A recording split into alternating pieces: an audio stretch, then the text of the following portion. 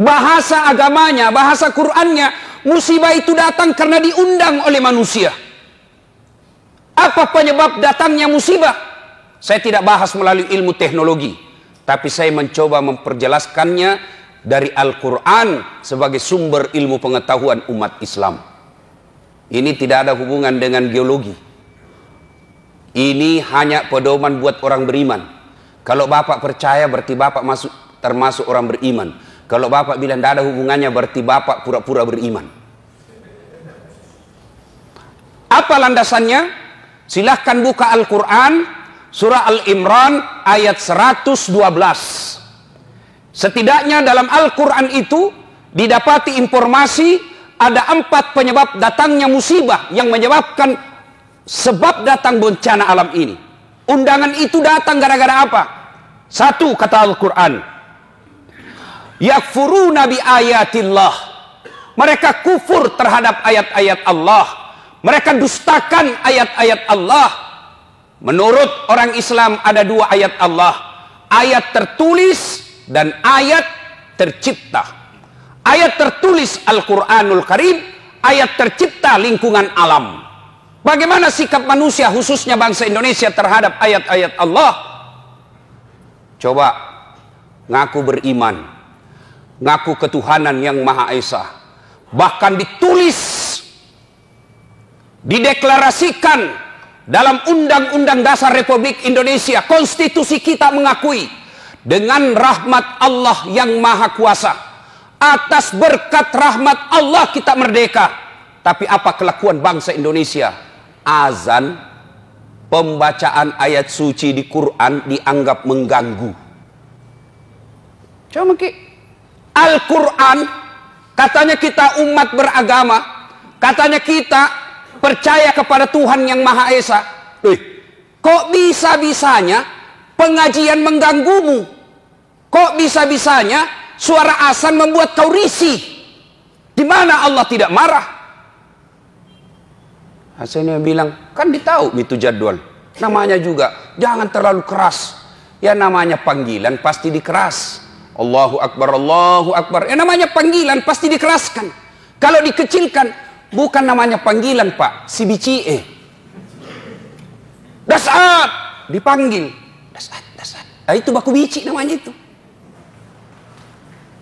Apabila kufur terhadap ayat-ayat Allah, maka itu salah satu penyebab datangnya undangan musibah. Nah, berikutnya itu ayat Quran. Kalau ayat yang tercipta, mari kita lihat perlakuan kita terhadap sumber daya alam kita. Dihabisi tanpa ada perbaikan. Saya kalau perjalanan Pak, dari Balikpapan ke Bontang, dari Balikpapan ke Sangatta, Kalimantan Timur, dari pinggir jalan kita lihat hijau. Tetapi kita naik di atas pesawat, habis gundul hutan kita. Dan anehnya siapa yang menikmati? Bukan masyarakat Indonesia. Siapa yang menikmati? Orang dari luar negeri. Gimana Allah tidak marah? Kita punya sumber daya alam limpah, tapi siapa yang menikmati? Orang-orang kaya yang tertentu saja di Indonesia, dan berlebihan caranya menikmatinya. Nah, kalau ini ya tunggu mi, tak aja nih, calon aku puang nih. Yang kedua, penyebab menurut surah Al-Imran, wa yaqtuluna anbiya'i bighairi haq. Mereka membunuh nabi secara tidak hak. Nah, bila mahasiswaku di Unhas, bagaimana caranya membunuh nabi Ustaz? Nah, tidak ada nabi. Secara fisik kita tidak akan membunuh nabi lagi sekarang. Tapi apa cara kita membunuh nabi? Sunnah-sunnahnya kita bunuh. Sunnah-sunnahnya kita injak. Mana sunnah-sunnah nabi? Ayo kita lihat saja. Pengantin, jelas-jelas Nabi menjelaskan, kau makan dan minum duduk, karena makan dan minum berdiri adalah cara seperti setan. Tapi apa yang terjadi di tengah-tengah kita? Gedungnya Islamic Center, pengantinnya bapaknya haji dua-duanya, turut mengundang alim ulama. Tapi apa yang terjadi ketika pesta pengantin? Standing party. Dan kita bangga dengan itu.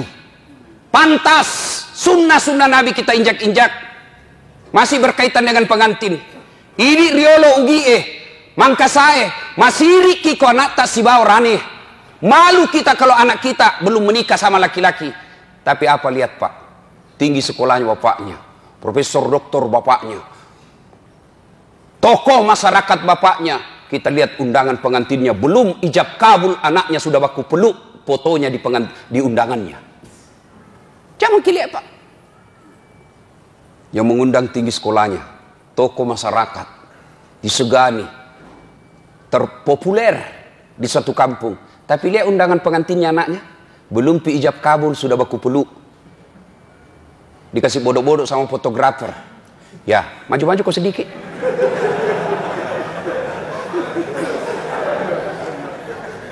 Kita injak-injak sunnah Nabi. Nabi menginformasikan dalam hadisnya diriwayatkan oleh Bukhari, haram merubah nasab, haram mengerubah silsilah orang tua kita. Dek nawad dingi robah sana anak natawe. Tapi apa yang terjadi? Kita sok barat-barat. Sudah menikah, istri tak langsung siapa namanya di belakangnya istri tak suaminya. Siapa ngajar ke itu? Nabi sudah jelas tidak boleh kau robah namanya bapaknya istrimu di belakang. Contoh konkret, nama istri Naurah Siddiqiyah, Nasrun nama bapaknya. Begitu setelah menikah suaminya Das'at Latif, berubah namanya Naurah Siddiqiyah Das'at Latif. Padahal tidak boleh. Kenapa? Naurah Siddiqiyah bukan anak saya, tapi istri saya. Coba, Matandre itu sikolana, tinggi jabatannya, tapi begitu sudah menikah, namanya istrinya naganti. Apa pernah kita dengar Rasulullah mengganti nama istrinya Khadijah Muhammad? Tidak. Khadijah tetap disebut Khadijah binti Khuwailid, Aisyah binti Abu Bakar Siddiq. Sunnah-sunnah Nabi kita injak-injak. Kalau ada yang tidak melaksanakan sunnah, atau ada orang yang melaksanakan sunnah, kita anggap kampungan. Kita lihat saudara kita yang agak naik-naik celananya sedikit, dibilang apa? Banjiri kapang. Ada saudara kita memelihara jenggotnya karena cintanya kepada sunnah, apa dia bilang? Dede lewat-lewat naso alim. Apabila sunnah-sunnah Nabi kita injak-injak, tunggu azab Allah akan datang. Wa yaqtuluna anbiya'i bighairi haq. Yang ketiga, yang akan menyebabkan turunnya bencana alam. Wa kanu yaqtadun. Mereka telah melampaui batas. Terlewat-lewat nih Pak. Lihat lagi Pak. Agama Islam mengajarkan amar ma'ruf nahi mungkar. Dan siapa yang punya tugas? Ulama, para muballigh. Tapi bagaimana kelakuan kita terhadap ulama? Bagaimana kelakuan kita kepada mereka yang melaksanakan amar ma'ruf?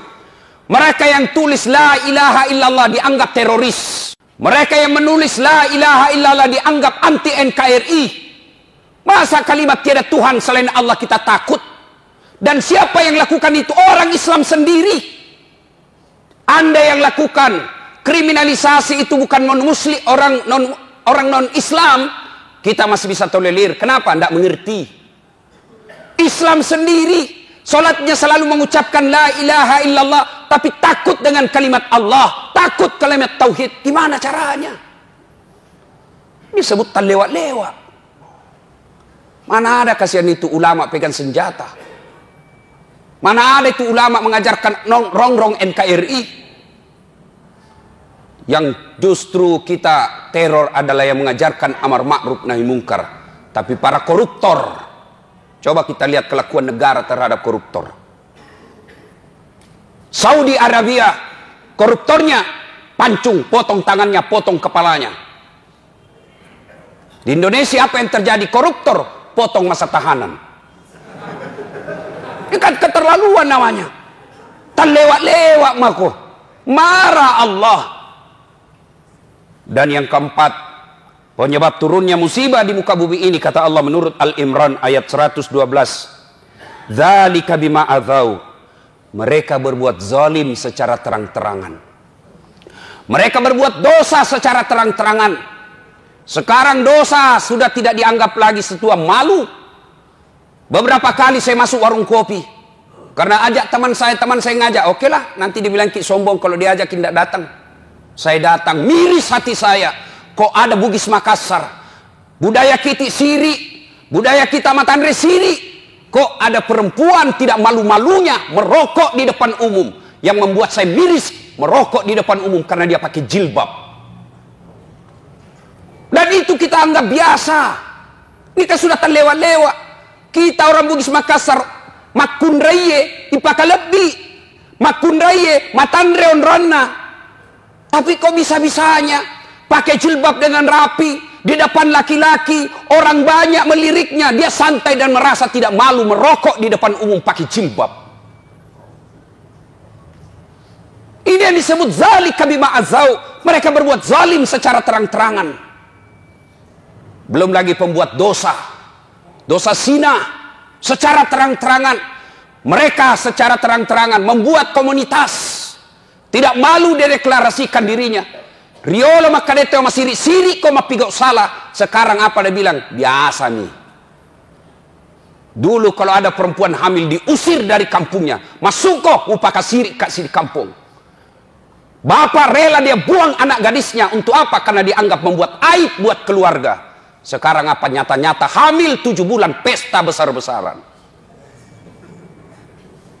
Kejadian-kejadian seperti ini, itu yang membuat azab Allah cepat datang. Langsung sebarkan, lalu bikin tulis di bawahnya, jangan lupa like and share.